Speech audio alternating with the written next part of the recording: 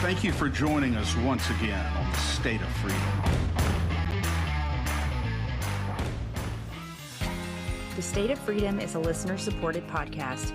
We are committed to pursuing the truth about policymaking, regulatory actions, and political maneuvers in Louisiana and at the national level that stand to impact your freedoms. Please support the State of Freedom by becoming a monthly supporter or member of the Warrior Circle, or by advertising your business, your nonprofit, or your event with us. Go to freedomstate.us. We are bypassing the mainstream media cartel and the establishment political parties in Louisiana and coming directly to you, spreading the uncensored voice of freedom across Louisiana and beyond.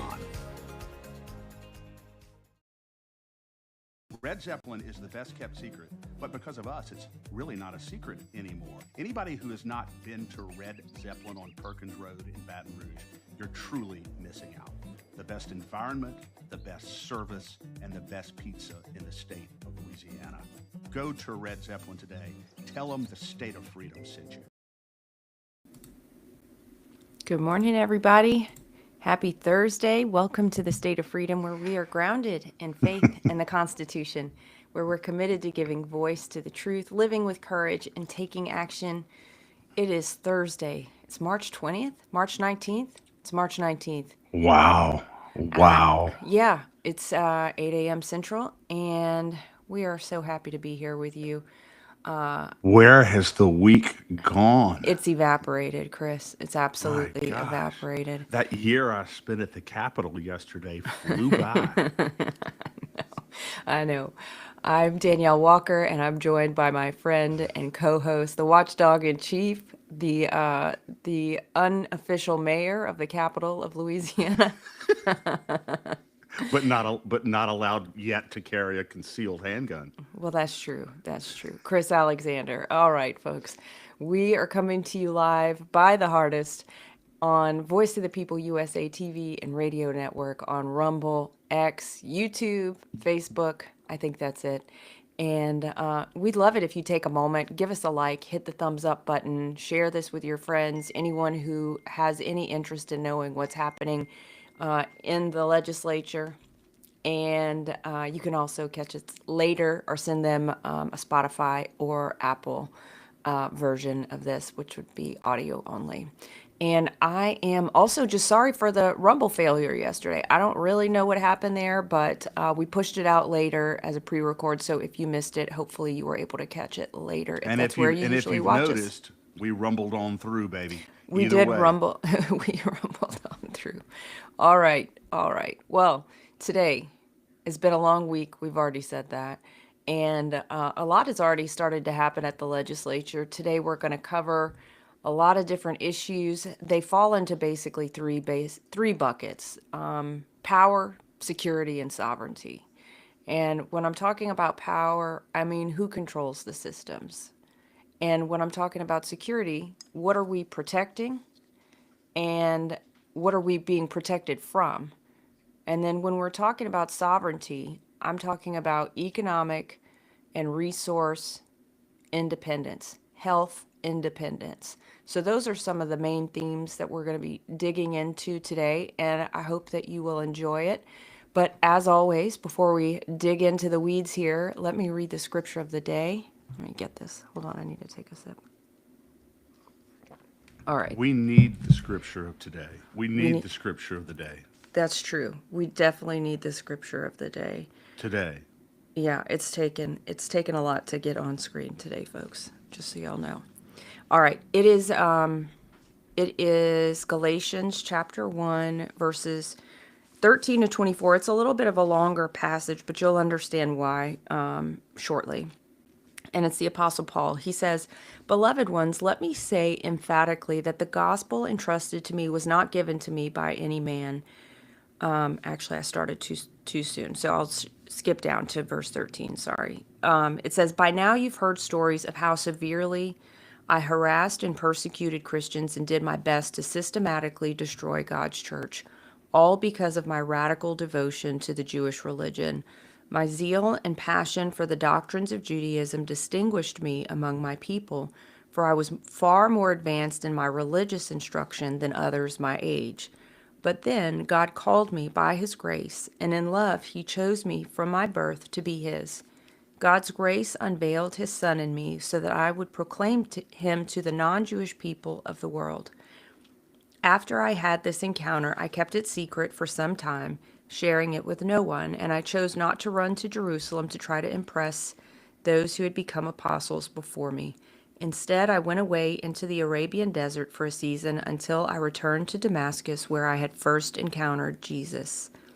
I remained there for 3 years until I eventually went up to Jerusalem and met the Apostle Peter and stayed with him for a couple of weeks so I could get to know him better.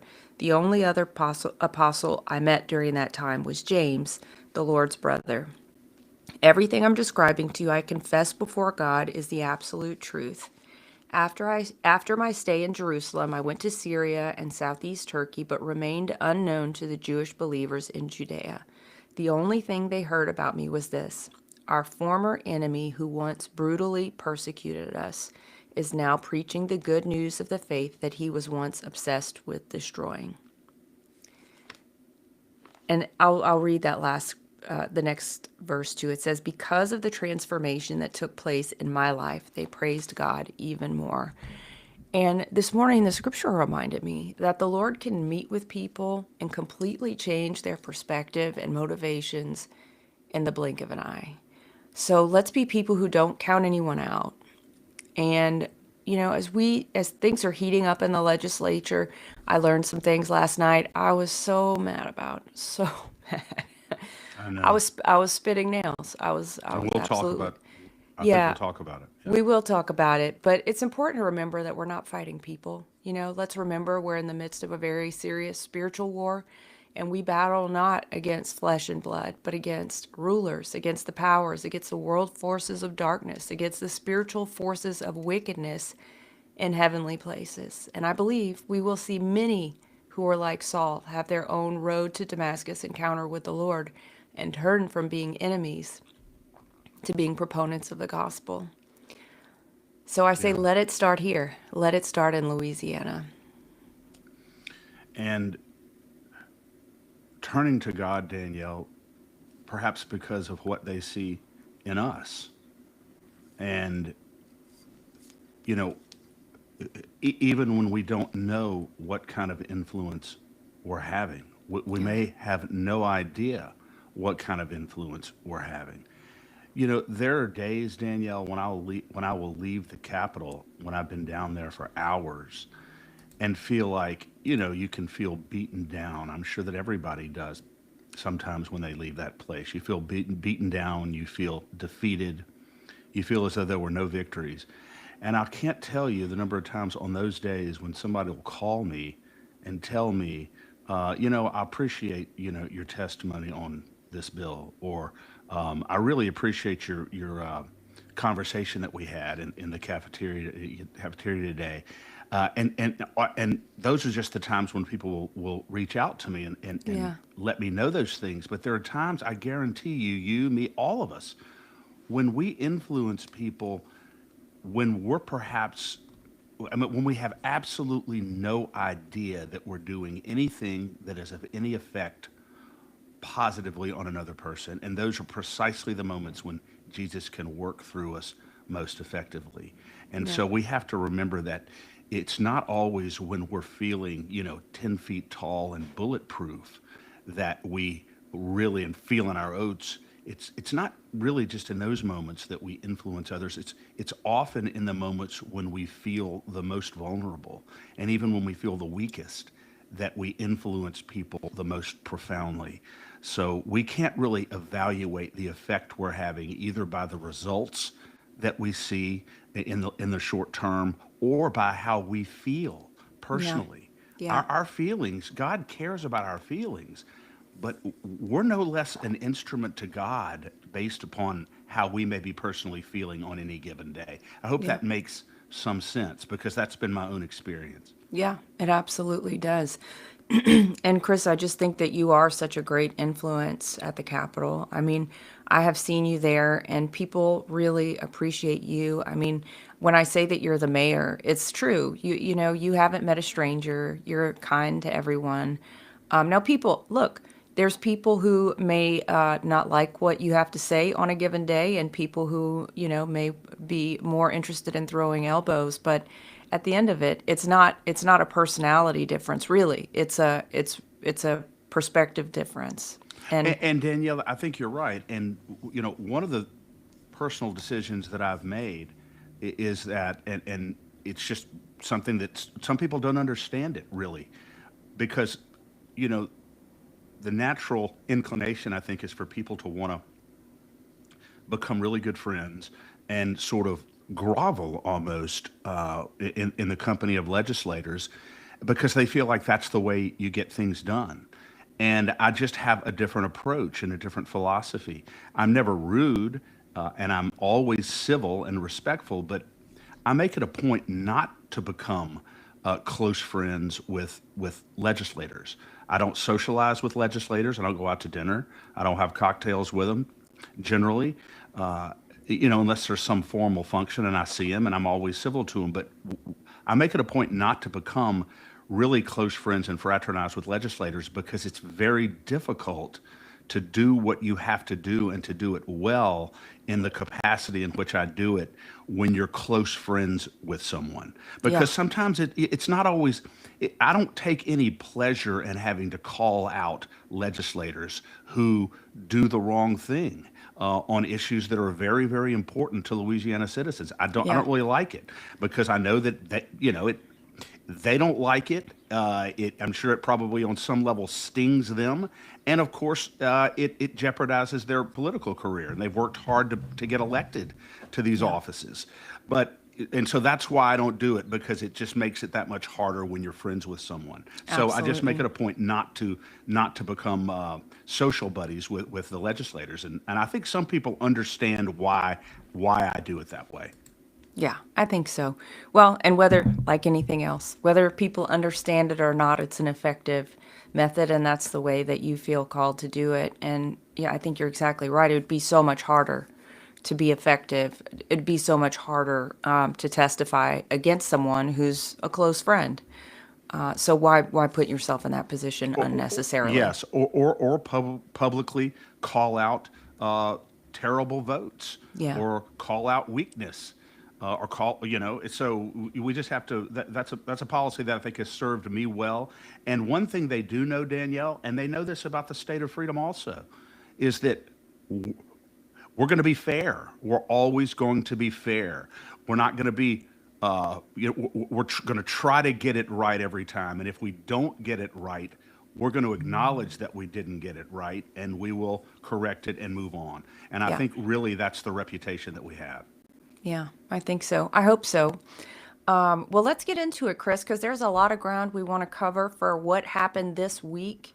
Why don't we start with the bucket of power? And because it's Louisiana, I don't know if it's because it's Louisiana, because it's politics, this is by far the biggest bucket of today in terms of thematic issues. Yes. And they run the gamut, but I think you'll see the thread here. So the first bill that we have here is one that you, I believe, testified against, Chris, and Yeah. that's Senate Bill 97 by Senator Jay Morris. We, like I said, we opposed it, and why don't you go ahead and talk about it a little bit? Yes, this was in Senate Judiciary C. As you know, Danielle, Jay Morris is the chairman of Senate Judiciary C, and it was a bill that would require a criminal defendant in a felony case to get permission from the prosecutor in order to waive his right to a jury trial. And we opposed the legislation for one fundamental reason: the right to trial by jury in the Sixth Amendment is a right that is afforded specifically and solely to a criminal defendant, and it's afforded to him by our founding fathers originally, obviously, in order to guard against corruption by the government. When you're being charged with a serious felony, you have a fundamental right to be tried by a jury of your peers, not by a king, not by a judge, not by a prosecutor. And it's a way to guard against a corrupt or overzealous prosecutor or judge. So it's your right and your right alone. So if that is your right and your right alone, then it is also your right and your right alone to waive that right. Otherwise, it's not a right. The Sixth Amendment doesn't say everybody accused of a felony shall have a duty to be tried by a jury. It says they shall have a right. And it's not a right if you're not free not to exercise it. So if you want to waive your right to a jury trial and have your case tried to a judge for any number of legitimate reasons that you may have, that is your right to do. And you do not have to get the permission of the prosecutor or a judge in order to decline the exercise of a fundamental right. That's the point. But it was Jay Morris's bill. He's the chairman of the committee. And I like Jay. He's a pretty conscientious senator. And the bill passed through Senate Judiciary C. It's going to go onto the Senate floor now. And, you know, we've registered our opposition to the bill. I would be more concerned about it, Danielle, if the law said that a defendant had to get a prosecutor's right to have a jury Yeah. rather than to waive it. But nonetheless, it's still two sides of the same coin to me, and I just don't believe that the state has any right involving itself in whether or not a defendant waives his right to a jury or not. I don't think it's a good bill, and I think it could lead to further injection of the government into a defendant's processes and decisions at trial. And I just don't. I think that's between a defendant, his lawyer, and the Constitution, and the government has no place in it. And that was our position, and that's the way I expressed it. I wasn't expecting to be successful on it, frankly, but it's still always very important as a matter of record to state where we stand on bills, whether you win, whether you lose, whether you draw, because we act out of principle, and I think that's the right principle. Yeah. Well, we say it every time. We stand on the Constitution here. So if the Constitution gives us a right, then we have put ourselves in a position where that's what we're going to be fighting for. And who knows where it goes from here? You know, Yeah. there may be some real concerns about it, Danielle. About half the states now have a law similar to what Senator Morris is proposing here, but half the states don't. And Zach Daniels, who testified in favor of this legislation, he's the head of the Louisiana District Attorneys Association, said, well, you know, on the federal level, you know, they require written consent and approval by the judge for a defendant to waive his jury trial. And my response to that is, we have our own Constitution and in Louisiana, and there are a number of provisions in our Constitution that are stricter than what is provided for in the federal Constitution. And that is our right. And I think this should be one of them for all the reasons that I said. But we'll see what happens with SB 97. And I think a lot of people are interested in it just because they understand the importance of this right. Yeah. And I don't think the fact that other states have this is any reason for us to be doing it. I mean, other states have plenty of gun control rights or abortion rights that we don't want. I mean, That's exactly right. not gun control rights, gun control laws or abortion laws that we don't want. And so that it is our right to choose the way forward for Louisiana, and we should choose the way that's in alignment with the Constitution. Exactly. And the reason why I thought it was important to weigh in on this bill, Danielle, is because of what Thomas Jefferson said about the importance of trial by jury and you know, the exercise or non-exercise of that right. He said, you know, without it, you know, a government really can never be held accountable to the principles of its constitutions, at least insofar as a defendant Yeah. goes. All right. Well, we're going to have to get moving, Chris. We're not going to be able to camp out quite so long on all of these, or we're going to be here till 2 o'clock in the afternoon. I know you notice that when we talk about things like that, I could wax on forever because I love the Constitution and I just love those issues. But anyway, moving right along. All right. Was that good? Yeah, sure. There's someone here in the chat. Lynn says, no, ma'am, not to disrespect, but no state can go against the Constitution. No, I'm not saying to go against the Constitution. I'm saying we choose whether we go the way of our Constitution in Louisiana and the federal Constitution, and not the way of other states' constitutions. Just to clarify, Lynn, Yeah. that's what I was saying. I have to I give wouldn't you, say. yeah. And Lynn, that's such a profound point, but I have to give one example here. And thank you for chatting in, Lynn. Just one example on what you're talking about here, Danielle.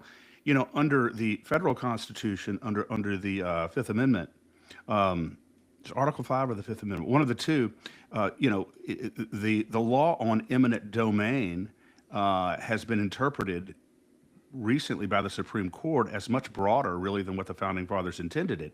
But at least insofar as the way the U.S. Supreme Court interprets eminent domain, the right to seize private property, it is much broader and more permissive than in the Louisiana Constitution. We have much stricter laws in the Louisiana Constitution on eminent domain than exist under federal jurisprudence. And I think that's quite appropriate, particularly with what we're dealing with right now in Louisiana and fighting to have the eminent domain statute in Louisiana declared unconstitutional. So we have our own state, we are our own sovereign, and I think we should continue to proceed accordingly. I really love what Jeff Wittenbrink said yesterday on Warrior Wednesday. He said, "Do the words on the page mean what they mean?" Yes. Do the words on the page mean what they mean? I love that. Yeah, it's excellent. It's an excellent question for judges to be asking themselves. All right. Next up, Senate Bill 207 by Senator Blake Miguez. This bill, we had some concerns with. Chris, you shared those concerns with the committee, and apparently the committee agreed, if for no other reason than to to protect themselves. Talk about the bill a little bit and the amendments that got picked up. Yes, you and I actually, I expressed concern to you the first time you and I were doing our summary of this bill, the first time we looked at it together, because what Senator Miguez wanted to do originally was completely end the statute of limitations with regard to certain crimes that were committed by politicians while they were in office, malfeasance in office, gross abuse, gross misconduct, that sort of thing. He wanted there to be no statute of limitations at all. And I understand what the intent of the bill was.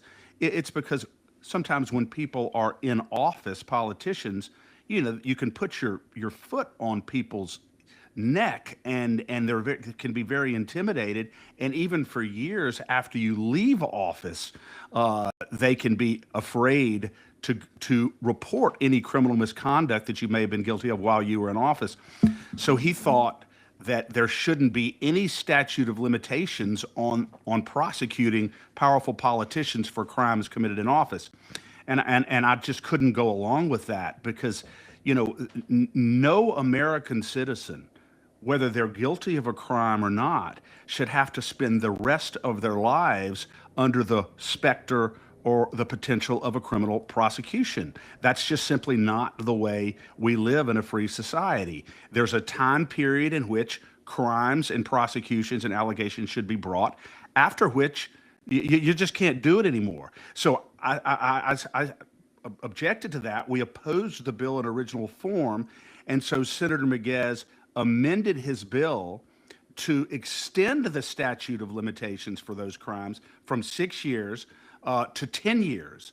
So now, 10 years from the date a politician leaves office, he can be criminally prosecuted for crimes committed while in office. I think it's appropriate. I don't think it's abusive in any way, but there's an end point. There's a point at which it's over.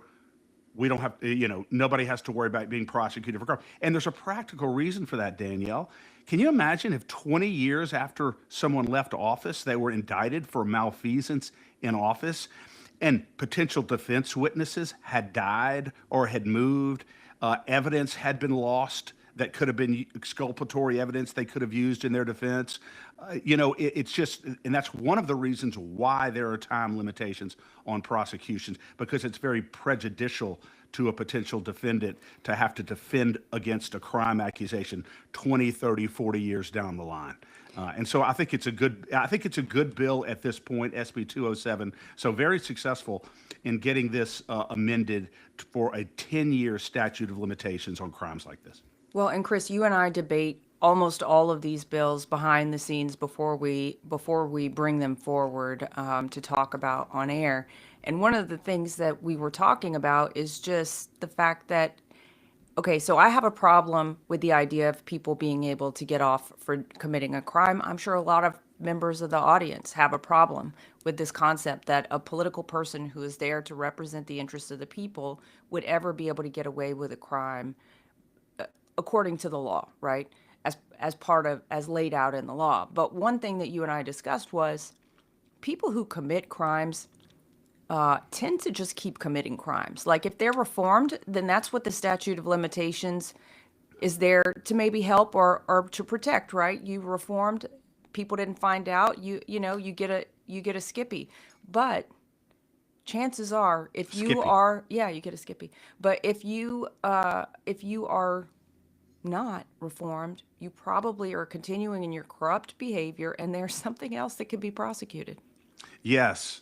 When we were growing up, Danielle, when the boys in my family, more so than the girls, because we tended to be a lot more rambunctious, but my dad always knew that if we got caught for doing something wrong, it was 99% of the time, it was not the first time we had done it.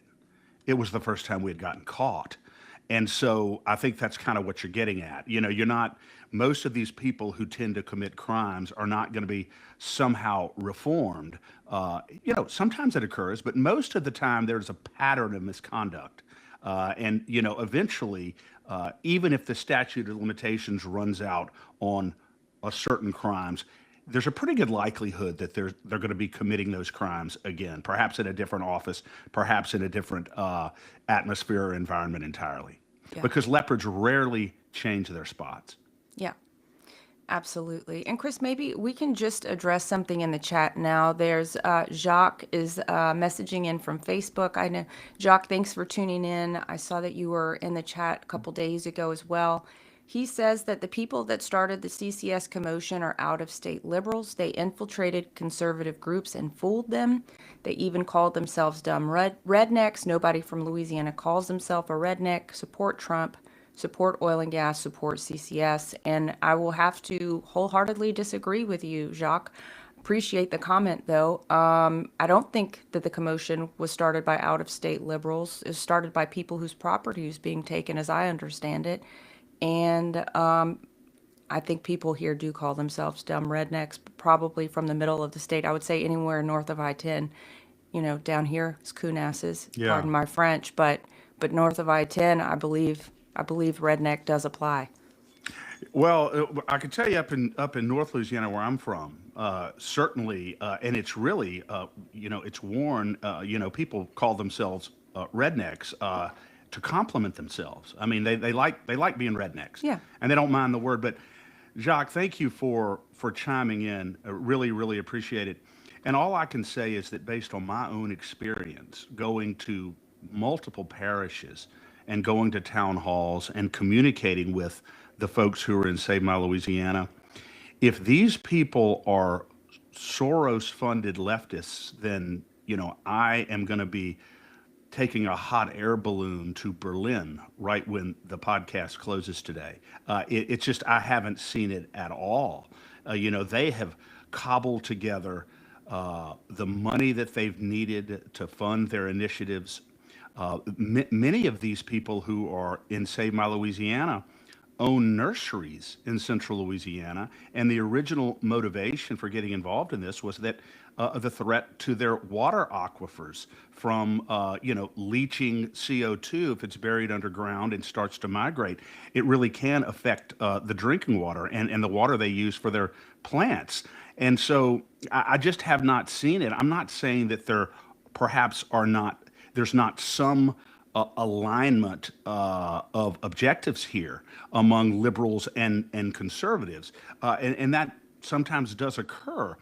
But Save My Louisiana. I mean, I don't think I've met one member of Save My Louisiana, or really one person who's actively involved in the opposition of carbon capture sequestration who would fit that definition. If maybe they're out there, but I believe that that is a really an erroneous allegation that has been used to discredit a group of people, native Louisiana citizens, which, as you said, Danielle, are just very, very concerned about the trespass of their core rights that are occurring here, very concerned about the use of billions and billions of dollars of their money, and obviously the threats to their public health and their drinking water from carbon capture and sequestration. No, I think this concern and this opposition is absolutely organic and very, very sincere.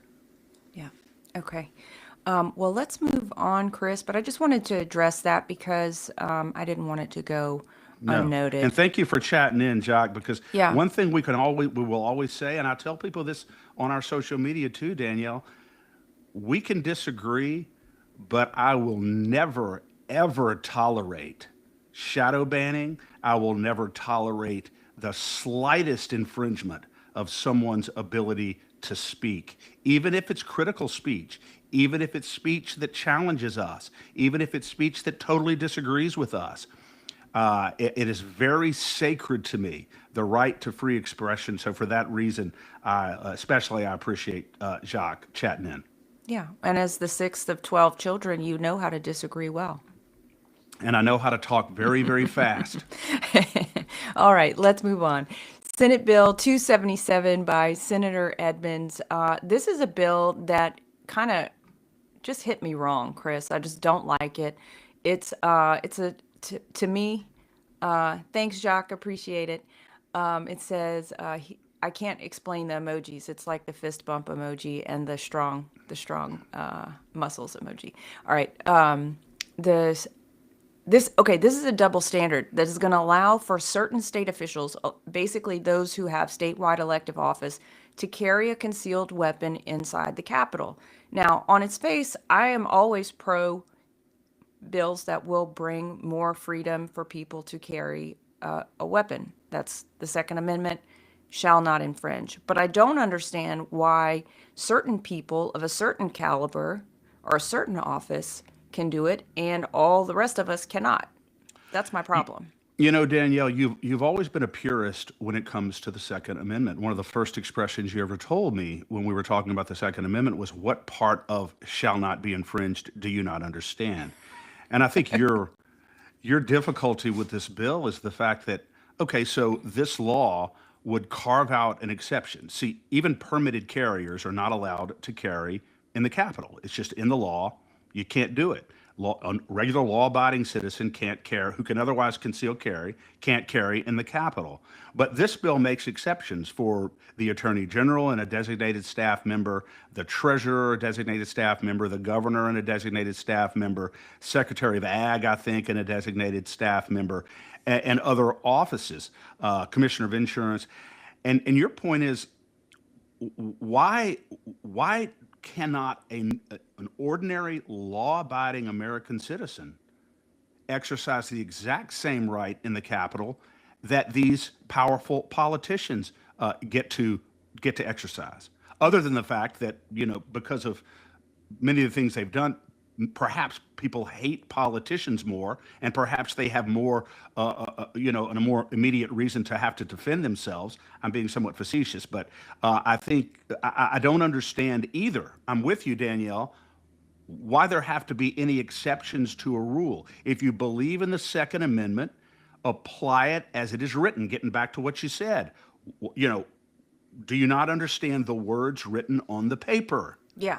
The right to keep and bear arms shall not be infringed. Well, that is an infringement when you grant an exception to a certain class of society that you're not granting to the mass of society who are Well, law-abiding and let me citizens. just stop you there, Chris, because first what they did was they took away the right from everyone, and then they started piecemealing out little ways that we can do what it is the Constitution says we can do. So that is my problem with this. Yes. I mean, it's not a privilege granted by the government. The Exactly. right to keep and bear arms is a fundamental God-given right, a natural right that our government is supposed to be securing. But far from securing our rights in this case, government officials are setting up a disparate system whereby we have a certain privilege here that you don't have. So, that's why we're bringing this up. I don't have any issue whatsoever with public officials, carrying in the Capitol. But again, I would feel very comfortable if every law-abiding citizen who walked into the Capitol could conceal carry. And why should they not be able to? That's my position. Yeah, exactly. And it does also say that they have to pass like the concealed carry renewal every year, which you know how I feel about that. I feel You like, don't think that should be there, but I'm curious if anybody chats in on how they feel about this particular law that yeah. allows powerful politicians to conceal carry in the Capitol, but ordinary law-abiding citizens can't. I'd love to get some opinions on that. But Yeah, anyway, y'all chat in. Okay, next up is House Bill 545 by Representative Neil Reiser. And we opposed this bill vigorously, and I believe others on the committee saw things the same way as we did, Chris. This was a bill that was going to, in my view, unilaterally lift the limits on interest rates to a beyond predatory level. oh, it was unbelievable, Danielle. And by the way, on these bills, Danielle, even the ones that we do not are not able to get in and formally testify on, we've always sent correspondence to the committee members by email in advance of the hearing, and we always do either a green card and a red card. So we always weigh in one way or the other on these bills, even if we're not testifying. But on HB 545, that's exactly right. Uh, Under current law, and I think this is predatory enough. Yeah. You get a $5,000 loan, $3,000 loan from because your family is struggling and you need it. Your lender can charge you by law in Louisiana a 36% That's interest rate. insane. That's insane. 36% interest rate. Why And don't you this just give bill, your arm? exactly. This bill would have allowed the range of amounts of loans for which you could be charged a 36% interest rate to be up to around $20,000. So, in other words, you could borrow $20,000 and be charged 36% interest if Neil Reiser's bill had passed. So, this would have been really, really bad for Louisiana families, bad for consumers, and really would have been, as you said, Danielle, really just a boon for the lending industry, That's a right. boon for the banks. So, fortunately, the bill was gutted, I think. So the only thing at this point that changed was the origination fees for loans, I think, went up marginally. I don't even know how much. Was it It was, 75? yeah, I think it was a $25 increase. Okay, $25 increase in the origination fees, and that's all the bill does at this point. Yeah. So thank God for that, Danielle. I'm surprised. Neil Reiser is by no means a conservative, but he's from a small place. He's pretty humble guy. I like Neil. I enjoy seeing him and I like talking to him. I'm kind of surprised that he brought this legislation, and I don't know I don't know why exactly, but I'm going to talk to him about it at some point, and we'll figure it out. But it was a terrible, terrible piece of legislation, and I'm so glad that this was gutted in committee. Yeah, definitely. And Lynn agrees with us on the capital carry bill She in the does? chat. Yeah. Hey, Lynn. Next bill, Chris, is Senate Bill 41 by Senator Robert Alain, and it passed without amendments. And I don't like this bill. I have some issues with it because I think that it removes some needed transparency at a time where we have more more tools in our toolkit than we have ever had before. What it does is it expands the number of days required for public bodies to publish minutes for open meetings from 20 days to 45 days, and I just can't see why that would be necessary. And Chris, as you and I have talked about this bill, I'm fine if that's like, if for some reason that's really onerous, but publish a transcript at least so people have the ability to see what happened. Because the difference between 20 and 45 days could be the difference in you making different choices for your family. It could be the difference in you knowing what's coming in terms of local regulations or local investments. And I have a real problem with that. I have a real problem with it too. So the bill says before this law, it hadn't passed yet, but assuming it passes, right now, a local governing board has 20 days from the date that they meet on public business to publish the minutes of that meeting. What they did, what they decided, what issues were discussed. This is important. This is what members of the public who have very, very busy lives and are not able to go to every public meeting, even important ones, they rely on often to keep up with what is going on in their community. Why does it take a local governing board 20 days with AI, with all of the technology that we have now? Why does it even take 20 days to do it? Right. Much less, why do you need 45 days? And what Senator Elaine said, who's a nice person in the committee, was that my people are having a hard time with this. He really didn't offer much of an explanation. I don't think the committee was all that concerned about the bill, to be honest with you. And you and I are really, as a matter of principle, I think, it's a matter of principle. You ought to be able to get this done in 20 days. You ought to be able to get it done in 5 days. You ought to be able to get it done in 48 hours, to be honest with you. But anyway, it's 45 days. It passed out of committee. We'll see where it goes from here. But I agree with you 100%, Danielle, and you're the one who brought this bill to my attention. You're like, why are they requesting an extension on this? Well, it's crazy, especially in this time where people are so concerned about the quote unquote economic development that's happening in this state. Where, okay, so say there's an open meeting where an AI data center is discussed or where a carbon capture project is discussed. Shouldn't you have that to the people sooner than later? Especially the way, for two reasons, especially the way they are absolutely rushing the fences to get these permits approved, to get on people's land and start doing these projects. They're rushing to do this. And in light of Governor Landry's lightning initiative with regard to these AI centers and how quickly they're trying to get all these things done. So at the same time that all of these corporations are rushing to build these massive projects, often in violation of fundamental rights and interests of Louisiana citizens, at the same time that they're doing that, they're coming in and requesting delays for production of what could be very critical minutes and information about these local government meetings. And that's one of the things that sticks in my craw about it. Yeah, definitely. Next, we're going to talk about a bill that I think you're going to have a lot of fun talking about, Chris. This is House Bill 250 by Representative Chris Turner, and I just have it here labeled as corrupt. I mean, this is one of those bills we called, the attempt to legalize corruption in the state. Would you talk a little bit about what it is and what happened with it? Absolutely. I was there yesterday, and I got in there just after 250 had been discussed because we had the podcast and I get out of the Capitol. They took that up first.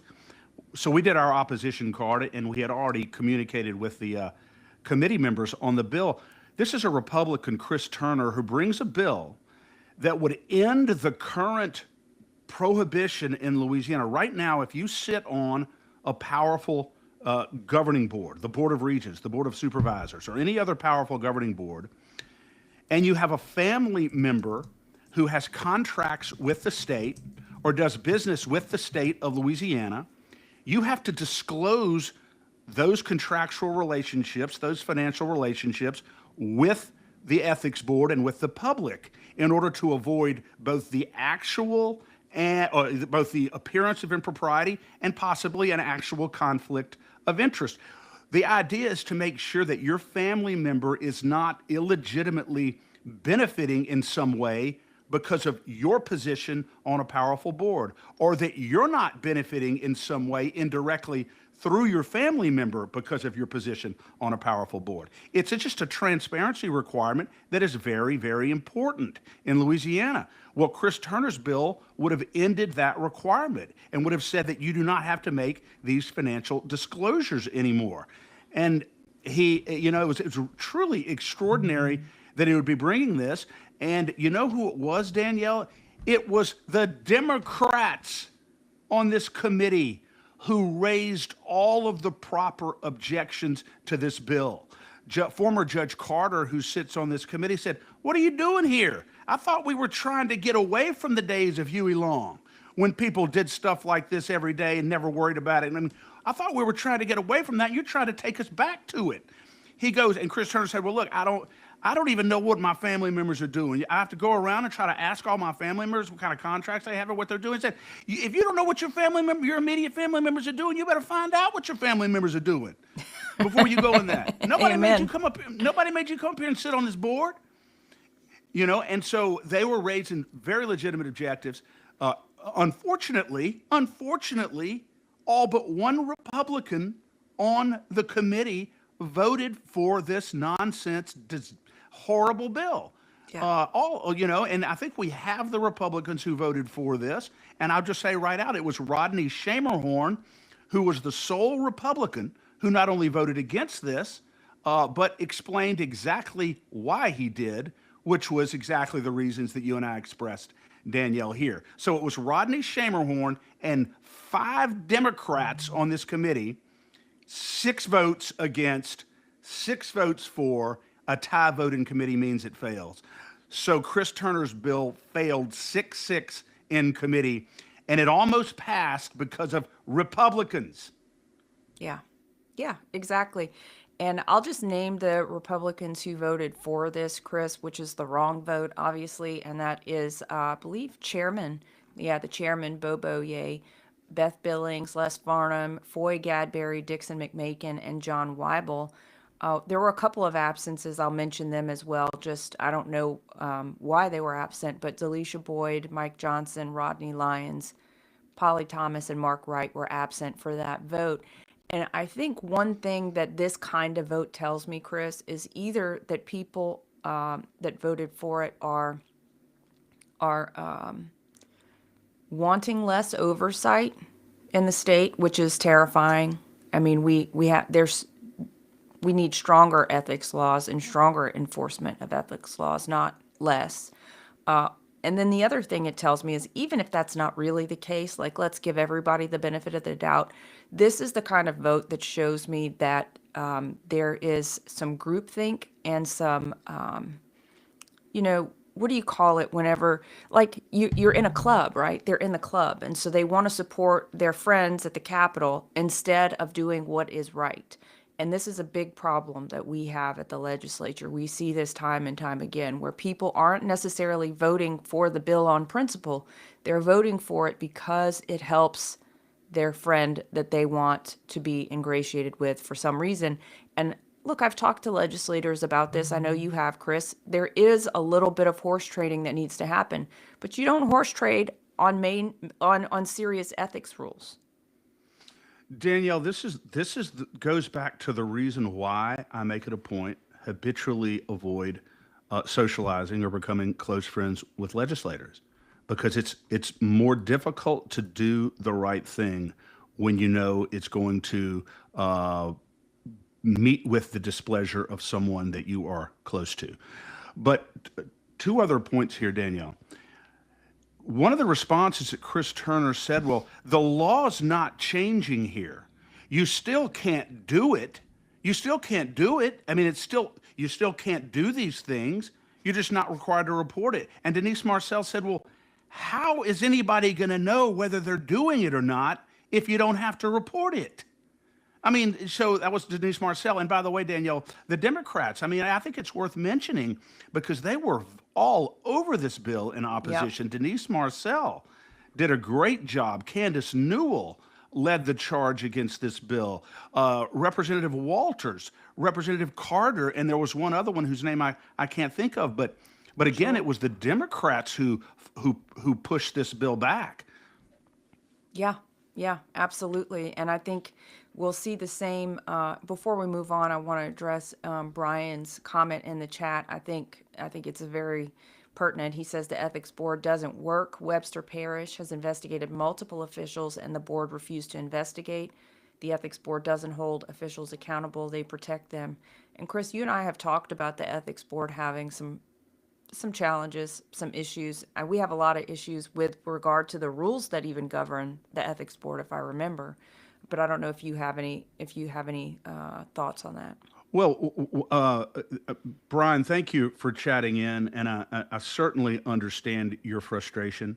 I do not believe that there is a uniform commitment or a commitment to uniform, consistent, even-handed discipline in the ethics board. Absolutely, there's a political component to it. There's no question about that. There was a bill last session that would have required someone who files an ethics complaint to disclose their identity at some point during the course of the complaint. We supported that, but I guess my position on this bill is that the fact that the ethics board is not vigorously doing its job, I don't think is a justification to dispense with the requirement to report to the ethics board. I think those are two very different issues. I agree with Brian, but certainly I don't believe that that is a justification for the bill that Chris Turner was trying to push through yesterday. Yeah, and I don't get that from what he's saying, but Yeah, I think he's probably just airing a grievance and I that think he and I wishes. agree. I Yeah, agree with Brian completely on that. yeah, absolutely. And Lynn says, you guys do such a great job getting information out in a great way. I ask that you both pray about this and please help me speak to legislators to bring back the grand juries. This would not only be a constitutional right of criminals, but also have the authority to, I think there may be a typo here, but anyway, gra- sh- the grand juries, as it is written in the Constitution, this is a non-biased way to bring these agencies in check. Anyway, Lynn, send us a message offline and we'll be happy to take a look at this with you. Because I want to ask Lynn, if Lynn's talking about grand juries considering and potentially bringing indictments against public officials, perhaps is that what she's talking about here? And I would love to talk with you more about that, Lynn. So reach out to us and let us know what your concern is on this. Yeah, definitely. Either you can send us either Facebook direct messages or you can drop us an email, chris@lacag.org, Danielle at Absolutely. freedomstate.us. Okay, and Chris, the most evil bill of session, and I think this may be the last one that sits in the power bucket for us. House Bill 842 by Boyer, who is the chairman of the committee, and we've called it the most evil bill of session. Honestly, I was surprised it got as much attention as it did. I was surprised it got as much pushback as it did because some of these bills we have seen fly through and just, the secretary comes in there, greases the wheels, and everybody just bows down and does what she asks. Yeah, House Bill 842, Danielle. It's one in a series of bills. I should say the latest in a series of bills that further consolidates the power of the Secretary of State, particularly with regard to the acquisition and management of a massively expensive electronic voting system that she wants to purchase for Louisiana. Apparently, she wants to be able to operate under complete cover of darkness with absolutely no accountability, both with regard to who she gives this contract to and with regard to who she gives the contract for maintenance and warehousing of this equipment once she gets it to. She just basically wants to be able to operate in a vacuum, in the dark, with absolutely no accountability.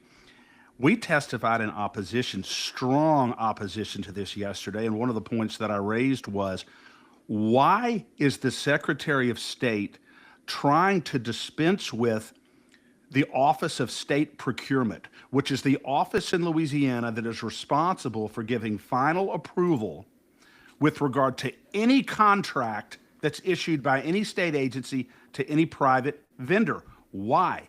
And I said, do you not recall several years ago when Secretary of State Kyle Ardoin was trying to award a $100 million or more contract for a voting system to Dominion Voting Systems? He was this close to awarding that contract, and the Office of State Procurement looked at it very, very closely and suspended those negotiations and terminated that contract because of rigging, bid rigging in the process. The Office of State Procurement exists as the final and ultimate regulatory body in that process of state procurement in contracts. That no longer exists if this bill passes. The Voting System Commission would no longer have any degree of viability because she would have no obligation to follow their recommendation when they look at all these possibilities and issue a recommendation about what kind of voting system we should. She doesn't have to follow any recommendation at all. It is a total lack of transparency because the bill says that she can negotiate and contract for these systems in any way she wants without regard to a particular methodology. So basically, she's carte blanche. She can do whatever she wants in the procurement and the management of this system once it's done. We opposed it and said, this is the only way that LeCag will support this legislation is if it's amended this bill is amended in three ways. Number one, we have complete and total access to every communication between the Secretary of State and any potential vendor in this negotiation process, all of it, total transparency. Two, we have complete and total access to the notes, the summaries, and the recommendation of the Voting System Commission, whatever they make to the Secretary of State. And finally, and most importantly, that it be absolutely required that whatever vendor is finally considered, the last one on the list that's going to get this contract, that they are required to put the source code of their voting system in escrow so that an independent third-party forensic exam can be done, hide, hair, and guts on that source code. Now, I understand that you may not be able to find everything in a source code, but that is the brains of that electronic voting system. And the idea that we're going to spend $100 million on a car, say, figuratively speaking, and we don't get to look under the hood, the people who are responsible for securing our elections don't get to look under the hood to see how this operates, to see if it's been programmed in a way that switches votes or manipulates election results, is absolutely unbelievable that the only people who have access to the source codes in these electronic voting systems are the people who are getting the $100 million to sell them to us. Do you think that they are going to come in and let the Secretary of State know that they are manipulating an election or that their system has been hacked? It's extraordinary. So that's why they're not going to do this, Danielle. I don't think they're going to put these amendments on it. So we're going to have to go in a mad, all-out rush to defeat this bill.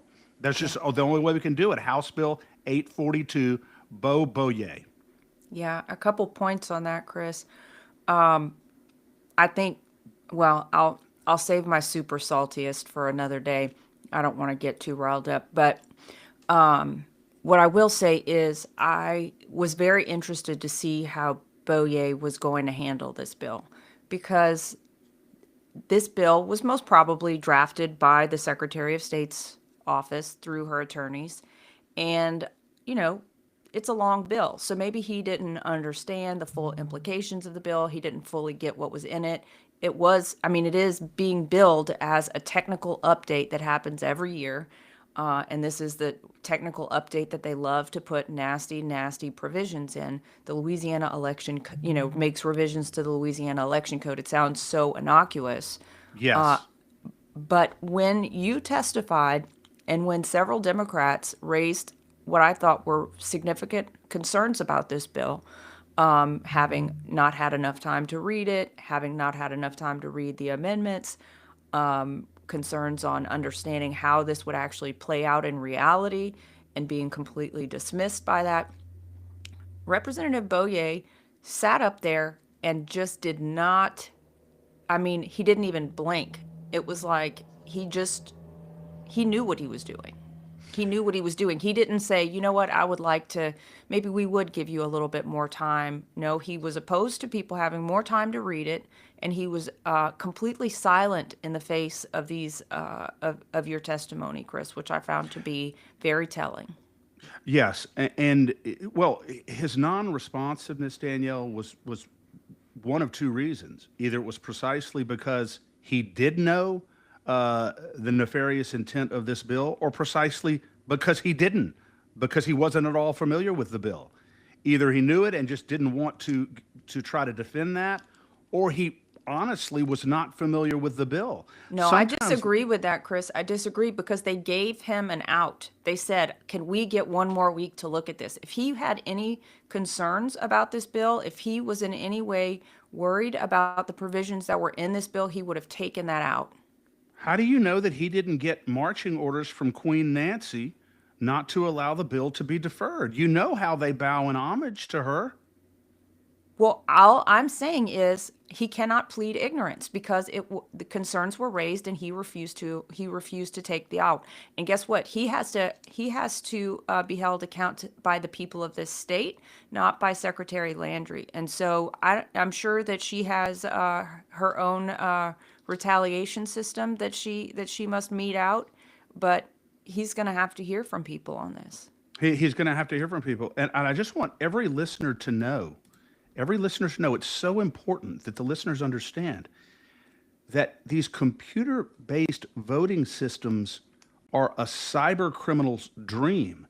As Alex Halderman said right in front, the state witness right in front of the Voting System Commission. And we're about to spend $100 million on these systems. Not only that, but we're not allowed to look into the systems. Imagine if you were going to purchase a car, Danielle, and it was a used car, but it looked nice on the outside. It was a beautiful car, and you said, "Look, I'll tell you what, I'm going to take it for a test drive, and I want to, really get the engine checked out. I want to make sure all the pistons are firing, and I just want to make sure that everything's in good shape under the hood." And they said, "Well, look, that's the only thing that we can't let you do. We can't let you do that. Sorry." You'd say, how would you respond? You would say, "Have a nice day, sir. I won't be Yeah. buying this vehicle." But that's exactly the way it is with our election systems. We're going to pay $100 million for a system, and we're not allowed to look inside of it. I think that is absolute lunacy. Lunacy. It's corruption. It's not lunacy. Seeker Rob in the Rumble chat says mail-in ballot problems with this bill as well. They are preparing for the future cheat. That's interesting. I don't know that I picked up on any paper Yeah. on any mail-in ballots. Rob is right about that. And that's yet another reason why we have to kill it. And another problem is that they're weakening, as Bert Calais pointed out yesterday, they're weakening the requirements for, and maybe this is what Rob is talking about. Do you know that if this bill passes, if one of the election commissioners or election board of supervisors, they get an early vote ballot in, and it's got the name of the supposed voter, and then it's got the signature of the witness that you can't even read, and there's no printed name of the witness. So you can't read the name of the witness, but the signature, and there's no printed name. So you have no idea who signed this. For all you know, it could be the same guy who signs as the voter, who reaches over and signs as the witness. No independent verification whatsoever.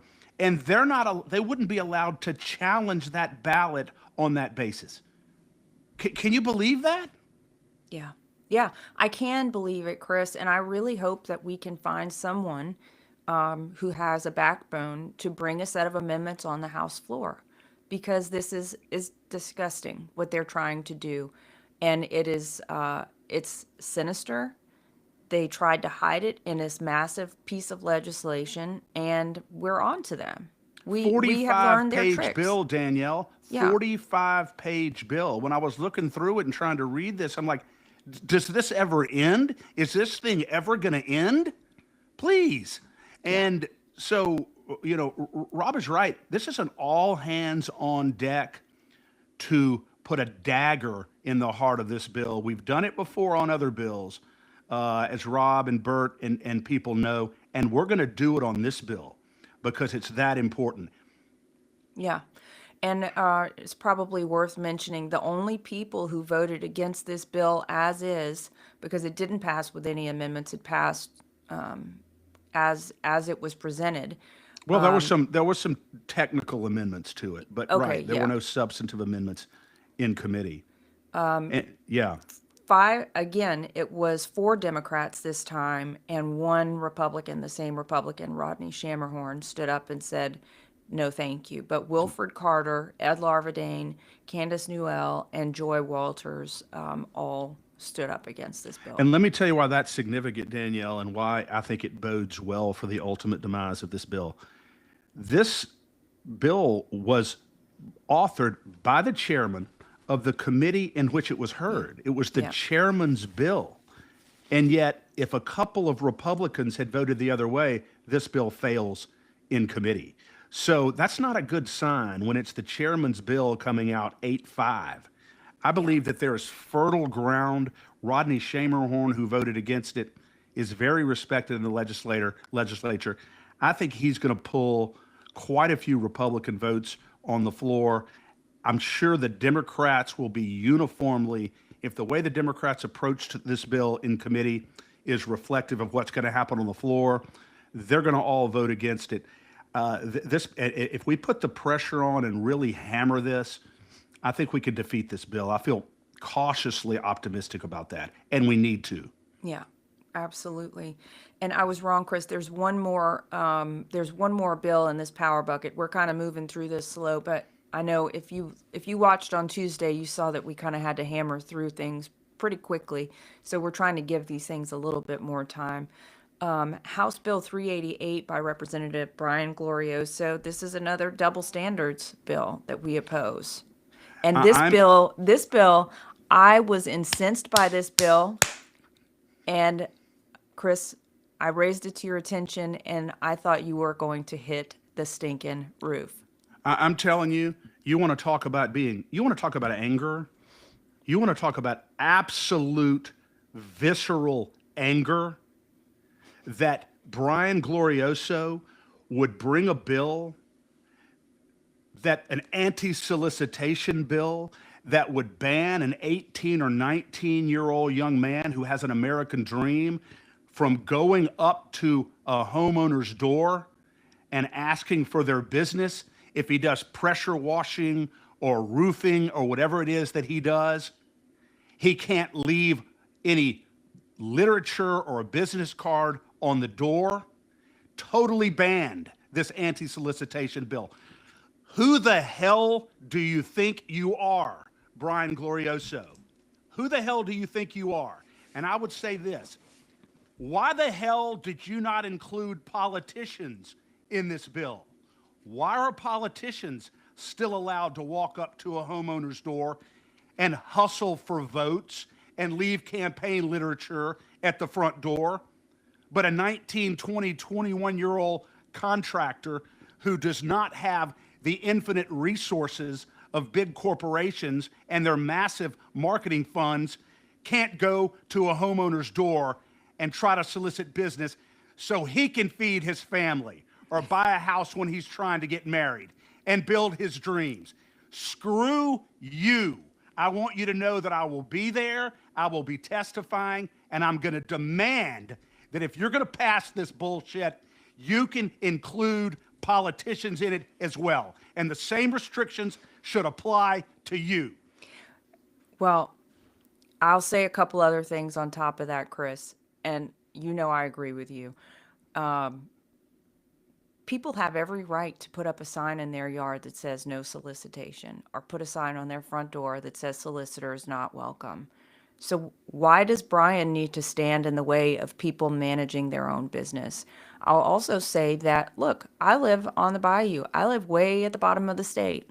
When Hurricane Ida hit down here, what would you do if it was illegal for contractors to hand out business cards in your front yard? I mean, come on. That's how you even, I mean, we're talking power lines out, cell towers out, water's out. Your roof is completely has a hole in it the size of Texas while the rain is pouring down. I think you want to take a contractor's card at that point in your front yard, at your front door. So I do think that this is government overreach, right? Let people manage their own Who business. who do you And who do and you I will think? also say, Chris, I'll also say that this is door-to-door salesman is what built a lot of this country, right? You think about all the great businesses that were built that way. You think about things like Mary Kay. You think about knife salesmen, encyclopedia salesmen, ice salesmen. That's how you actually got things at the turn of the century. Was people were selling it at, they would come and say, hey, do you need any milk? Do you need any eggs? That's how people purchase things. So I don't understand what Brian Glorioso's big axe to grind is here. I just don't get it. There's nothing more, Danielle, intrinsic to the American character than what he is trying to prohibit. You're exactly right. It's almost foundational in our country. And our country was built on the backs of men and women who started that way, scratching and clawing and working and building. And for him to come in here and arrogate to himself the right to tell people how they can earn a living while exempting politicians from the very same restrictions. When I tell you how much this incenses me, I told you yesterday, I will crawl down to the Capitol to testify against this bill. I will crawl down there. I know you will. And I forgot to mention, I forgot to even put it in my notes. I think this is Monday morning, right, Chris? I'm pretty Yes. sure it is. Yeah, it should be Monday morning in I House don't care if it's Commerce. Sunday at midnight. He's going to hear from you. Well, maybe if you hear, well, I don't know. Do you want to send him a message before so he I'm can gonna. can withdraw it, or are you just going to give him the full I blast? want actually, to be honest with you, no, because I relish the opportunity to go down there and illustrate the point that no bill like this should ever be brought in the state of Louisiana. And it's not just because it's inherently bad, it's because of the hypocrisy of it. It's Who do you extremely think, who do hypocritical. you think homeowners are more likely to be bothered by? A 19-year-old who's coming to try to fix their roof, or a frickin' politician coming to the door to lie to them? I would rather the 19-year-old contractor. All right, we'll move on, Chris. Just shake it off, man. Shake it off. And everybody should know that the ones that really tear me up are coming up in shortly. But the next we've reached the security bucket against all odds. So here we are, Chris. There's really only, I think there's two bills that I have in this segment, and this is the first one is Senate Bill 200 by Senator Valerie Hodges. This bill we declared very important. Of course, she brought a different form of it last session that was literally ripped to shreds in Judiciary A by Senator Greg Miller and his comrades on that committee. It's amazing the difference that a committee can make, right? I mean, this bill sailed through and I think had quite a friendly reception from Senate Judiciary C. Very much so. And I was sitting right behind Senator Hodges. We did our green card. We had reached out to the committee members beforehand, and she did a great job presenting her bill. Senator Morris did an excellent job as chair handling the bill. And one of the interesting moments in this hearing, Danielle, was when Senator Morris, there were two Chinese men who testified in opposition to this bill.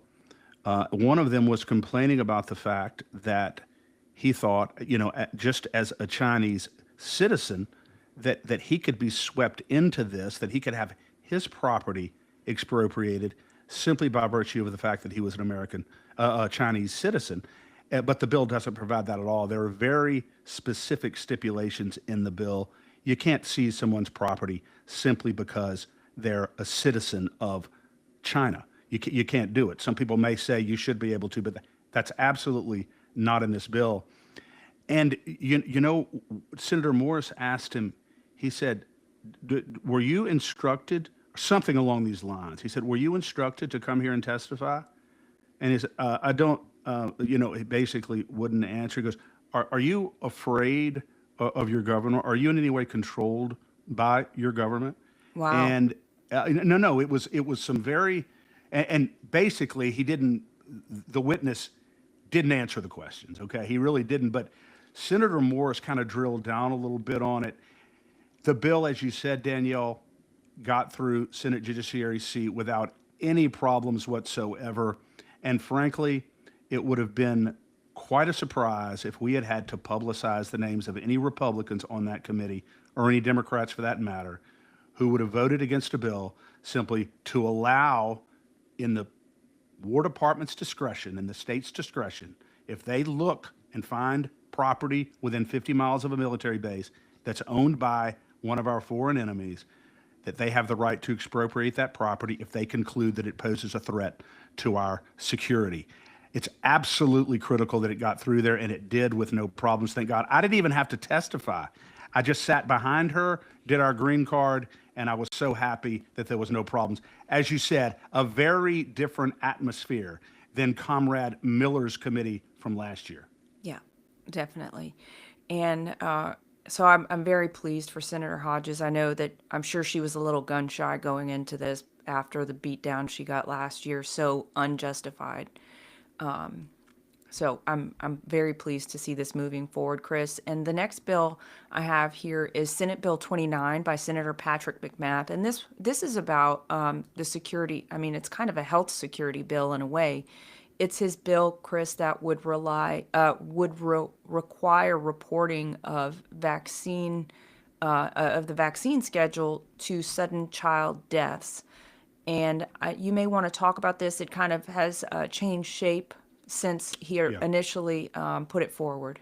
A little bit. The original bill required that for anybody between birth and the age of either 15 or 17, I think it might have been 15, that dies suddenly with no explanation, requires an autopsy report and an inclusion of any vaccines that the decedent had received within 90 days before his or her death, any vaccines. And obviously the bill's being brought because of the increasing both anecdotal and actual empirical evidence of damage that has been caused, by these vaccines. Yeah. And he just simply it's another data point for parents and the community to be able to consider when people die without any explanation.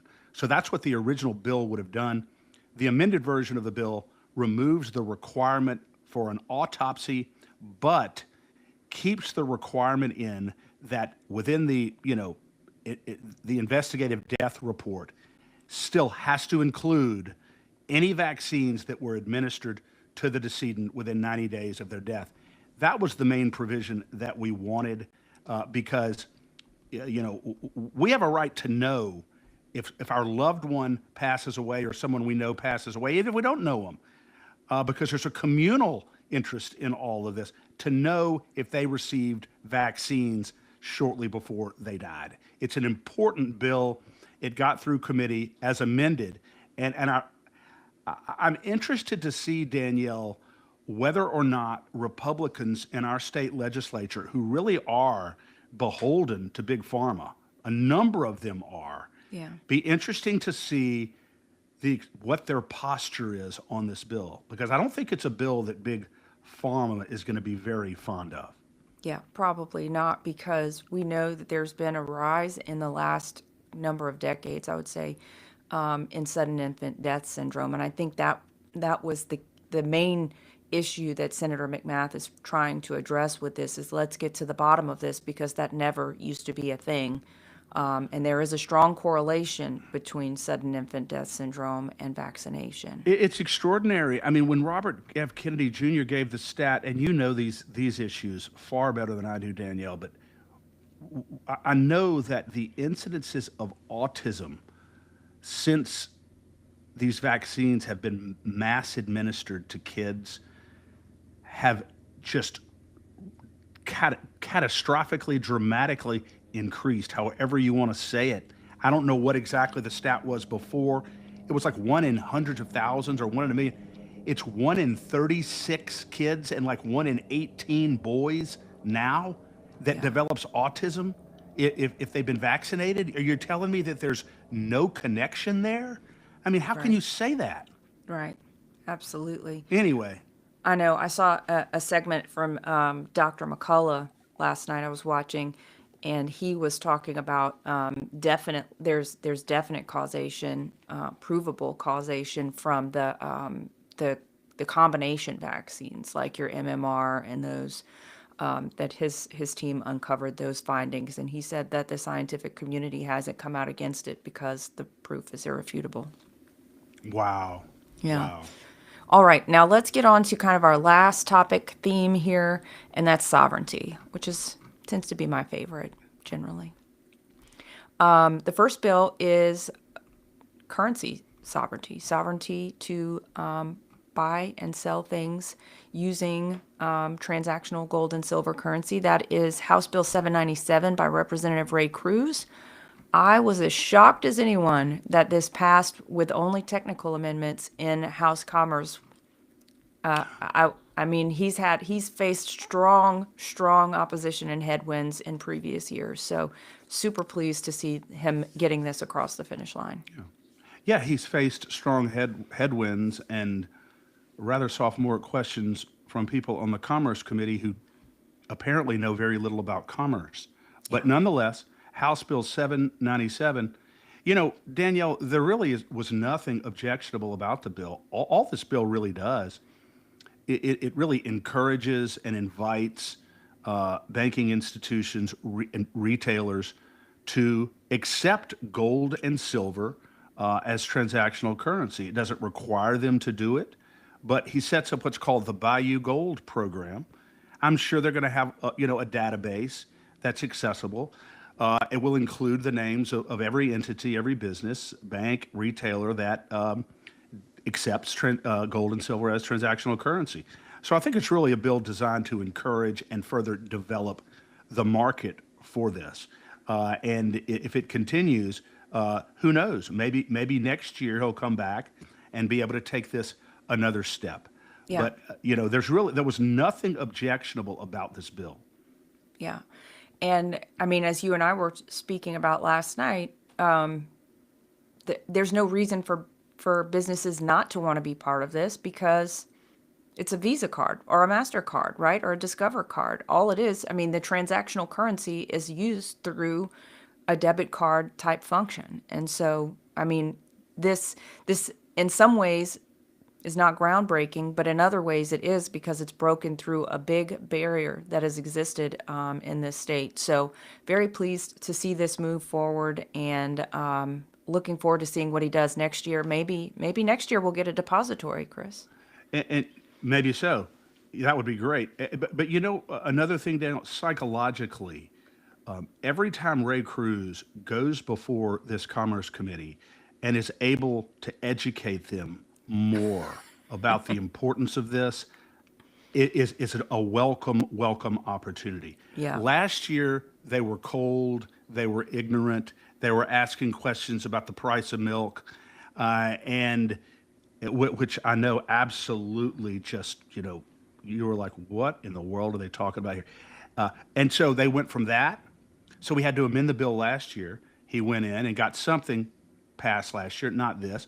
So he had a second opportunity last year to explain it. Now he has a third opportunity to go in and educate this committee. It's like every time he goes in, he's like their teacher. He's teaching people who are studying something for the very first time in their lives and educating them. So I think it's good for that reason alone. Well, that's true. Great perspective, Chris. The next bill we want to mention, I just want to mention because it did not get heard, and we talked about it. It was on the schedule, but then I guess they removed it from the schedule. That's House Bill 947 by Representative Sean Mena. This was one that we were vigorously opposed to. It's his abandoned digital assets bill that would allow the government to take custody of your property if they view it as you not using your account. You're not being Yeah. active in your account. So you have your digital assets, Danielle. You have your, your crypto, your Bitcoin or whatever, and you have it in a digital account, and you have it there, and you're waiting specifically for the value of it to increase. And you've told your wife, kids, whatever, I'm going to wait until I really believe at some point this asset is going to spike in value, and when it does, I'm going to cash it in. I don't care how long it takes. So you wait 7, 8 years. Unfortunately, you haven't done anything in the account, but you know it's there, but by your own design, you haven't done anything. So while you're not doing anything with it, after 3 years, no activity, the state can claim that property for safekeeping, that digital asset. So they have to keep it in original form for 3 years from the time they take it. After 3 years, they get it. Then they have to keep it in original form for 3 more years. So after a total of 6 years, they can sell your asset for cash, and the state would have to hold your cash. Say they sold your Bitcoin for 100,000, the treasurer would have to hold that 100,000 for you in the event that you came and wanted to claim it. So finally, meanwhile, it's 7 years down the line. You're like, Bitcoin goes up to $1 million, and you're like, honey, I'm cashing it in. This is a good time. I'm going to strike while the iron's hot. You go try to get your Bitcoin. It's not there anymore. You realize the state has claimed it. Okay. Oh my God, I better go claim my Bitcoin. You go to the treasurer's office to claim your Bitcoin, and you say, look, I need my Bitcoin. It's jacked to $1 million now, the value of my asset. I want to cash it in. Sorry, Mr. Alexander, we've already cashed it in, and we got $100,000 for it. Here's your check for $100,000. So you're out $900,000 on the value of your Bitcoin because the state injected itself into a private relationship and took it upon itself to assume control of your asset. How does that make sense? Yeah, well, how many times has the state disrupted our lives by claiming they were going to keep us safe from something? Oh, you know what? What a great point, Danielle. This is one of those moments when the state, and it may even be well intended. I think Yeah. that there are many times when they are not sincerely motivated, when they're absolutely motivated by evil. But I think in this case, most of the time in cases like this, the state is probably sincerely motivated because they don't want someone who may be managing the fund or the asset to expropriate it to himself, to steal it, in which case the owner of the asset doesn't get any money. But the bottom line is that's not the government's role. That's not the government's role. This is a private contractual relationship. The government has no business in it. The government doesn't have an obligation to protect you if you don't take care of an asset or something happens to your money. It's not responsible for your personal decisions, whether it has to do with your family, your money, where your kids go to school, what your political ideology is, what religion you are, or what you do with your property. That's why we oppose this bill. And it wasn't heard, right, Danielle? No, no. So we'll be watching for it to come back, but we still really don't like it. And Chris, the next 3 bills here are all bills by Senator Facey, my state senator, and they are the Maha bills that got heard on yesterday, Wednesday. The first one is Senate Bill 36, and it is his one to keep mRNA out of our food supply. He had to voluntarily defer the bill. I believe the Surgeon General, the new Surgeon General, Dr. Evelyn Griffin, wonderful woman, testified in favor of this bill. But anyway, it sounded like he had a lot of pushback from the committee. Did not have a chance to watch that testimony. I don't know if you had a chance to watch that testimony, Chris. It was a I very didn't. busy day yesterday. Yeah, this was Senate Health and Welfare, right? Yeah. Yeah. Well, I think Patrick McMath is still the chairman of that committee. I think Senator Hodges is on it. Jay Luno is on it, and so I don't know. I didn't get in there because I was in the House and Governmental Yeah. Affairs, but I'm really curious to find out, and we're going to report on this. What would have been the opposition in a Republican-dominated committee to a bill that would prohibit the transmission of an mRNA vaccine without the recipient's consent in our food? What's controversial about that, Danielle? I mean, you're the one who said that a lot of our politicians are in the pockets of big pharma. That's the only thing I can say. I'm telling you, I can't wait to look at this, and maybe there's a legitimate reason for it. But can't imagine with if Evelyn Griffin is sitting there testifying in favor of a bill. She's our Surgeon General. She's absolutely brilliant. If there were major problems with the legislation, I don't think she would have been sitting there. So I'm really curious to go find out what happened with this. So it was voluntarily deferred, Yeah, so he which said me, he wants to do some work on it and he hopes to bring it back. okay. Well, I hope so too, and we absolutely will support it. Yeah. And then his next bill is Senate Bill 152. This is his bill to prohibit cell cultured food products for human consumption. I had a conversation with him last night about this bill. It did pass. I mentioned to him that we really like some of the provisions in Representative Weibel's bill. So he said he'd have his staff take a look at that and see what they might incorporate to strengthen the bill. But generally, keeping this lab-grown meat and eggs out of our food supply is important. Well, Danielle, for the benefit of our listeners, what does it mean when it cell cultured? What exactly does that mean?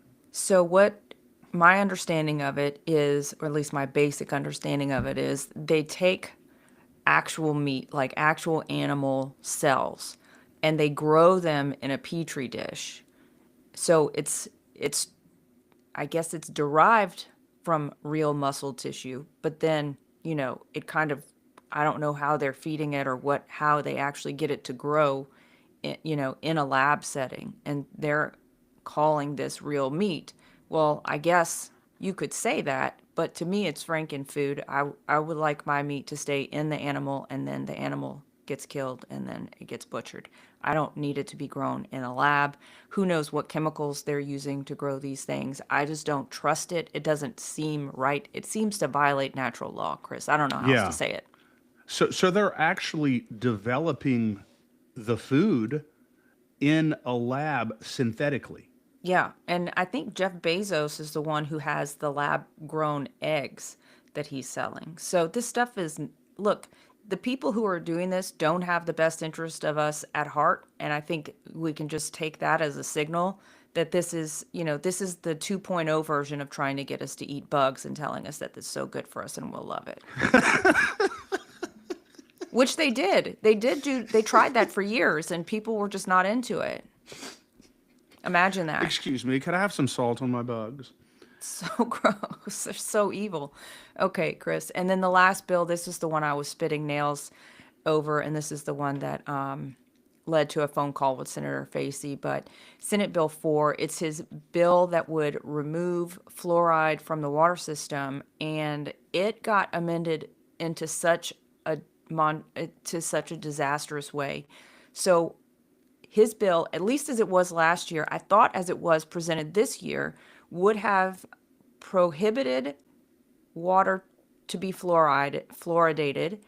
And then if a locality decides, hey, what we really want is fluoride in our water, we want the poison, then they would have to people would have to get together, they'd have to feel strongly enough about it, sign a petition, get 15% of the voting base of registered voters to agree or to sign a petition to say we want an election to put fluoride back into the water.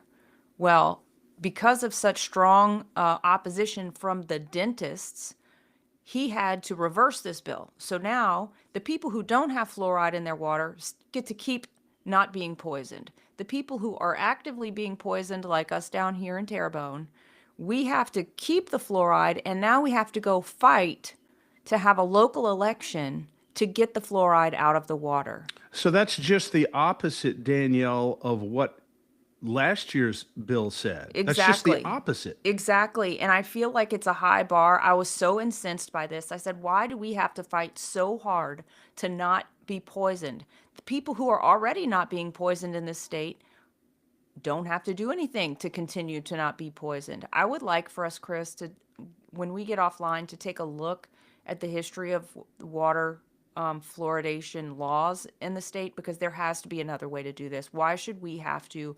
I mean, can you imagine the work that's going to go into to getting 15% of registered voters in a parish to sign a petition, and then you present it to the Secretary of State, and then she, grants you the right to have an election to take the fluoride out of the water? That's an absolute slap in the face. This is, he has called this what it is. This is not informed consent. People don't even know it's in the water. So So, if you want yeah, fluoride in your water, put fluoride in your water. Maybe we can even buy you the fluoride to put in your dang water. yeah. Danielle, in very, very simple terms, because a lot of people don't understand this, and I know that again, you are very, very much on top of these issues when it comes to fluoride. What is the problem with fluoride in the water? I mean, I think people would like to know that. Why When should this alarm people? when fluoride was originally put in the water, it was put in the water under the guise of teeth health, dental health. And so dentists have really bought into this belief that fluoride helps tooth health. Well, maybe that's true, but I don't think it's true, because there's a lot of studies that prove that fluoride doesn't actually improve dental health. What it does is it sits in the cracks, and so it seems like it's doing something, but it's really not doing anything necessarily positive. And studies have also shown when they take the fluoride out of the water, people do not suffer from any worse dental health. So I'll just say that on the dental side. But in terms of broader health issues, I would encourage everyone. I have interviewed Dr. Rich Olry twice now, and we have another show coming back up with him on For the Love of Freedom this coming Wednesday. He is a mineral expert, and he talks about the fact that fluoride pulls the iodine out of the body, and that is absolutely destructive. He says that the real root cause of heart disease is an iodine deficiency. So having fluoride in your water means that it's pulling the iodine, leaching the iodine out of your body. So your heart is at greater risk. Your thyroid is at greater risk. This is why women especially have so many thyroid issues and hormonal issues, is because your thyroid is regulated by iodine, and iodine is being leached from your body. It's also proven, and Dr. Olry sent me a document with 100 peer-reviewed studies showing that the IQ of children is measurably diminished when they have fluoride in their water. So I think all of the risks vastly, vastly outweigh the potential unproven benefit. Actually, it's been disproven, but it's a fake or lied about benefit of dental health. Okay, so the harms have been documented with numerous peer-reviewed studies. The harm that this Yeah. causes, the and you're but you're saying that the positive effect on the teeth is not very compelling. The case for that. So why did the bill have such difficulty in committee, and why were all the dentists there testifying against this? Are they getting money from the government somehow in connection with what is why the opposition to this? I don't know, Chris. You think about toothpaste commercials and mouthwash commercials, right? You think about that, and they say that these are all dentist approved. So I think the same way that there is a big pharma lobby of doctors There must be a toothpaste and mouthwash lobby. This sounds so crazy. It sounds crazy as it's coming out of my mouth, but I can't come up with another, I can't come up with anything else. And look, the toothpaste and the mouthwash lobby probably spends a lot of money doing endowments at the dental schools. I bet they're the ones who pay for the research of what happens with fluoride. Hmm. So I think it's just one of those like corrupt systems that has a hold on people. So I do believe that the dentists really believe this, that fluoride helps teeth, and that all these kids are going to be going around with rotten teeth if there's no fluoride in the water. That is, to me, that's the outcome of having, you know, what is it? Was it Rockefeller education? Where big oil gets to completely change the landscape of the school systems, both doctors, and I don't know what the big lobby is here for fluoride. I don't know why they want so We have to. badly. We need to figure that out because there's a reason for it, and I don't suspect that it is entirely out of concern for the dental health of kids. There's got to be more to it. Did Dr. Griffin happen to testify on this bill? No, no, she Okay. didn't testify on this one. I believe she was there for it, but she didn't testify Okay. on it. Yeah. I had something else to say on that, Chris. The other thing is, it's proven that fluoride calcifies the pineal gland, which is your ability to discern and your ability to connect with God. And so, the real reason I would think that sinister forces, maybe that's not what actually got it into the water in the first place, maybe it is, but certainly those studies are undeniable, and I believe that that is one of the forces that would want to keep it in there, because this is what keeps the masses quiet and subdued and willing to accept. That's one of the side effects of fluoride. Yes. And one of the sedatives, Yeah. only one of many sedatives. But I did not realize, Danielle. I appreciate your explanation of this because I never really fully appreciated why fluoride is so harmful. But I do now, and I think it's an important bill to continue to follow.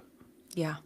Yeah, it is. Because if you think about it, Chris, this is why it's so upsetting to me. So, for all those reasons, but we brush our teeth with this water, right? Maybe you have a water filtration system for your drinking water. So maybe you're not drinking it. But what if you're filling your coffee with the water from the faucet? What if you're taking a bath and a shower in this water and it's soaking into your skin? It's not like the water just all falls off. Obviously, your body absorbs some. You're eating crawfish that are boiled in this water. It's you're It's a soaking great you're point. soaking your garden on hot days with this water. It's That's such a everything. great point. So you basically just you just disabused the notion that anybody who doesn't drink this water, consume it orally, is in doesn't have any problems or any exposure. That's Right. totally false. It's totally false. You're getting it some other way. Yeah. Well, Yeah. it's important. So I think we need to obviously continue to follow it and push the bill, and maybe as it moves forward, if it moves forward, Dr. Griffin may testify. Yeah. She's just enormously credible. That's why I asked about her. Yeah. She is really an outstanding physician, great surgeon general, and I'll be honest with you, I would take anything that she says when it comes to issues like this at face value. That's how much confidence I have in her. Yeah. Yeah, she's wonderful. And such an earnest and honest, God-fearing woman. So I just really appreciate her. I hope she still has, I don't know if she has the bandwidth. She probably doesn't, but maybe some people will partner with her or do it in her stead, her wellness event that she does every year. She's been doing it 2 or 3 years now, and I would hope that she'd be able to keep it up and make Oh sure it yeah. happens this year. Certainly, having the title of Surgeon General couldn't hurt her ability to get some good speakers. Oh yeah. I have a feeling that it'll be very easy to line them up. Yeah. Yeah, absolutely. Well, that's all on my list, Chris. We have almost hit the 2 hour mark here, a little shy of that, but hopefully this has been really helpful and enlightening to people. Hopefully you have gotten stirred up, and you know that you can please go to lacag.org and to take action on the bills that we are really advocating hard on. Of course, we will not have calls to action on every single one of the bills that we mention, but we bring these bills to show you kind of how the legislature is operating, how certain kinds of people are moving. We want to make sure you understand what just the fact that some of these bills are so absolutely fly in the face of freedom. They fly in the face of personal liberties. And these are the same people who are going to put on a MAGA hat and ask you to vote for them next year. So we want you to know what they're about. And a perfect example of that, Danielle, not to pick on him, but it's just a fact. It's just reality. We helped Brian Glorioso get elected Yeah. because he was running against, a chronic inveterate rhino, Mary Dubuisson, and Brian Glorioso was so aligned with the America First agenda, the MAGA agenda, that his campaign slogan was "Make Louisiana Great Again." He ran on a platform of staunch constitutional conservatism. And yet he has both brought and supported legislation that is the antithesis of what he ran on. Yeah. And this bill that we talked about earlier is only one of them. So you're exactly right. So I want to make sure people understand that even though we may not have a call to action up on our website on all of our bills, you can always find updates on legislation on Facebook, LACAG, LACAG on Facebook, or at LACAG, at LACAG on X. And we will often make suggestions. We'll give you, a bill, some information about, and just put an email address of a committee administrator that you can take 5 minutes or so or less and send an email right then and there on that bill. So between the calls to action formal on our website and what's on our social media with Facebook and X, you will get what you need to know and know what you need to do, quite frankly, on just about every bill that we're following that we think is important. So make sure that you're checking in frequently on our social media as well. Yeah. And I'll just maybe read this comment in the chat from Brian. He's chatting in from Facebook. He says, it occurred to me that looking from the 30,000-foot view, all the things of which we are naive, meaning so many things that are going on in the halls of government hidden from our view, you see it from above and say that parts of our federal, state, and local governments are operating in a deeply dark existence, to put it one way. The X-ray results of the overview reveal the volume of bad laws is the reason that so many things need to be corrected or outright obliterated from statutes and ordinances.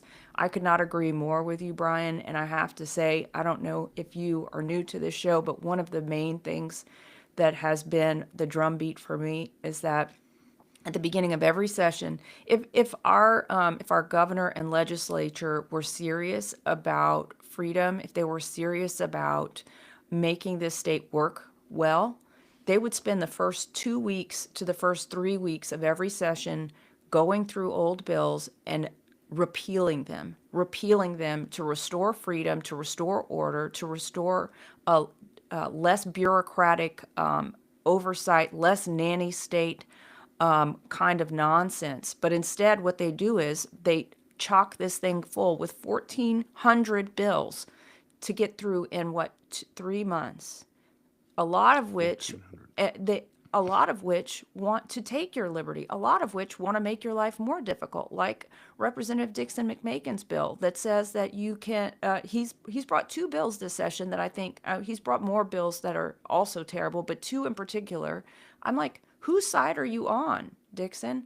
Exactly. One of them wants to create a felony crime of going over the speed limit 30 miles an hour or more. Now, I'm not for people speeding that much, but certainly you don't need to get a felony for it, for crying out So if loud. Dixon McMakin, Danielle, if Dixon McMakin had his way, a Republican, my rep, you could be arrested for felony speeding on the way to take your driver's exam when you're renewing your driver's license. Yeah. So, felony speeding, and he has a bill that would require you every time you go renew. You've been driving for 20 years, you go renew your driver's license, and you have to take a written or online exam, which don't take 10 minutes to do. Some of these things take an hour, 2 hours, 3 hours to go through and do. That's Dixon McMakin. And I'm like, what's going on? And Dixon also is one who ran for office on a platform of constitutional conservatism. But there's a pattern here of acting in just the opposite way. I have to make one last point, and this is in response to what Brian sent in about the dark forces that seem to be controlling and informing and inspiring our government. Mike Baham's bill that was defeated, fortunately, a couple of days ago, and we already talked about it. But his bill would have penalized a pedestrian simply for looking at their phone when they're walking across a crosswalk. They could have been penalized for that alone. Obviously, it's our position that that is no role of the government. It's not the government's responsibility to micromanage that decision or any of a number of other stupid decisions that people make. That's just part of the risk of being a human and functioning in society. Mike Baham would have penalized that. So I opposed this in committee, and I told the committee chair, I said, I'm a little surprised that it's Mike Baham who is bringing this bill. Mike Baham, I know, is familiar with John Stuart Mill. He understands what the proper role of government is. This is not it, and it surprises me that he's doing it. Needless to say, it's a horrible bill, and it needs to be defeated. And I sent Mike a text later afterwards and said, Mike, I'm surprised that you brought this bill. And he responded and he said, Chris, it's okay for people of good conscience to disagree on minor things. And that's the problem. It may look like a minor thing in terms of the $25 fine that you have to pay if you get ticketed for this. But as we always talk about, Danielle, the danger is in the precedent. The danger is in the precedent. This is beyond the scope of legitimate government authority, and it should be opposed just as vigorously as you would oppose it if you could be arrested for a felony for it and put in jail on a $100,000 bond. In terms of the precedent and the principle, it's just that serious, because once the government asserts itself in a realm of human conduct that it has no business being in, it never voluntarily withdraws. It always enlarges. It always becomes more powerful. It always strengthens its hold. That's why we're in the position we're in, because of the rationale that was expressed on this bill. Oh, it's not that big of a deal. It's not that big of a deal. It's a $25 fine. It doesn't matter. It's that attitude that has led bit by bit, piece by piece, to the tyranny of government that we're facing right now. Our founding fathers revolted when they were taxed a half a cent on their tea. It wasn't the amount of the tax. It was the principle that we're being taxed and we're not being properly represented. Our interests aren't being represented. It doesn't matter if it's $1 million tax or a half a cent tax. It's the principle of it. And that's what we have to emphasize to people.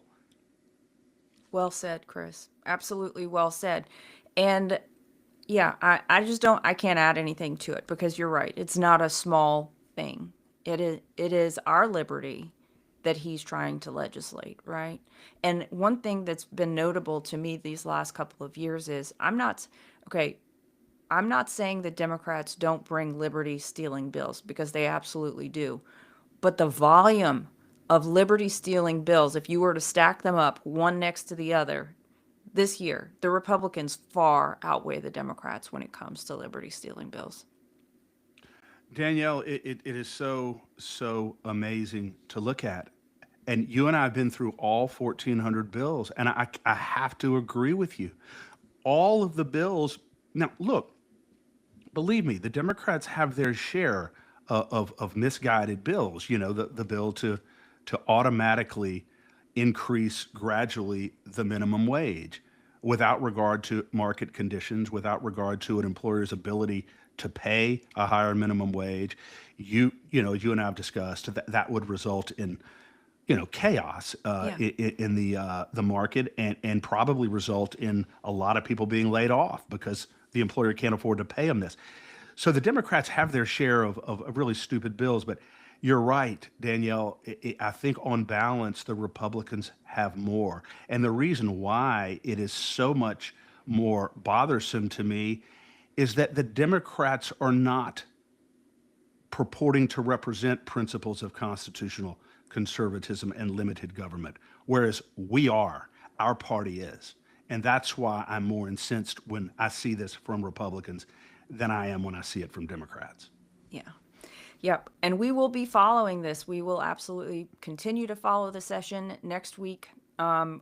We don't even really know what's on tap yet, other than that one bill that Chris will be crawling on glass to the Capitol to go testify against. I'm sure you're gonna you're gonna give him a hard time, Chris, which he absolutely deserves. A couple other things that I just want to mention. If you are in the area, if you're anywhere near Homa, we would love to have you at the We the People Bayou community event tonight. We're going to be talking about carbon capture. We're going to be talking about fair and safe elections, and what's going on at the legislature with regard to those two things, developments generally in the state. Go to WTPBayou.org if you would like to sign up and reserve your seat. And next week, like I said, we will be following the legislature. I don't think we have any guests on Tuesday and Thursday. We'll be kind of making you aware of what's happening. And then on Wednesday, like I said, I'll be having Dr. Rich Ulrey back on to talk about who knows what. He's the most brilliant man I've ever met. So anyway, y'all hopefully will tune in and enjoy that as well. We are at 8 a.m. every morning meeting Tuesday, Wednesday, Thursday. My next couple of guests on For the Love of Freedom, I had scheduled at 10, so we'll probably keep those at 10 just because they're already scheduled. And I think that's it. If you are not yet a supporter of the State of Freedom, if you're like Brian and just tuning in for the first time and you want to support us, we would welcome that so much. It gives us some sustainability. It gives us the ability to budget. So you can do that if you would like to at join.freedomstate.us for as little as $10 a month. Yeah. And understand, Danielle, I can't emphasize this enough, that we are the voice of liberty and freedom in Louisiana. We are absolutely unconstrained by any political allegiance, by any economic allegiance, to any big special interest group or to any politician. We are absolutely unique in that sense. So anybody listening, anybody chatting in, understand that when you contribute and support the State of Freedom, you really are elevating the stature and the reach of your own voice. So just look at it that way. You are elevating your own frustrated and lonely and often ignored voice by supporting the State of Freedom. So please do so, and please share, and please subscribe, because the broader our reach is throughout the state, the broader your reach is. So please prayerfully consider supporting the State of Freedom, so that we can continue to really revolutionize the way political advocacy is done in Louisiana. Yep. Well said, Chris. And I think that's all for us today. So we will be seeing you back here on Tuesday. God bless. And as always, if you have an interest in being at the Capitol next week, just let us know. If you're going, Chris will be happy to shake your hand and show you where the committee rooms are. And in the words of the immortal William F. Buckley Jr., inveighing we shall go. Yes, we shall. Thank you, Chris. God bless. God bless. Blanco Brothers has been in business in Louisiana for about 30 years now. I have personal experience with this company, and I know others who have as well. If you have a business or a home and you've got roofing, gutter, sheet metal issues at all, one number you need to know, and that's Blanco Brothers Construction. He will treat you right financially, and he will take very good care of you with regard to the quality of the service that he provides. I cannot recommend Blanco Brothers Construction more highly enough. Memorize the number 225-226-4222. Blanco Brothers Construction, the very best in the business. It's just unbelievable. Whether it's the flame-grilled carne asada or a signature mango margarita, I had one of those too. They're serving up a literal feast of freedom at Calle Fuego. It's just extraordinary. I love the owners, Andres and Jose. They run such a great restaurant. The service is extraordinary. The atmosphere is great. So if you're in Pineville in the Alexandria area or passing through, or if you live there, go to Calle Fuego and tell them the State of Freedom sent you. Thanks for joining us today on the State of Freedom. Any follow-up actions, resources, and links to our sponsors will be in the show notes. All calls to action can be taken at lacag.org. That's LACAG.org. To learn more about our work, become a monthly subscriber, supporter, or advertiser at freedomstate.us. The State of Freedom, the #1 conservative podcast in Louisiana.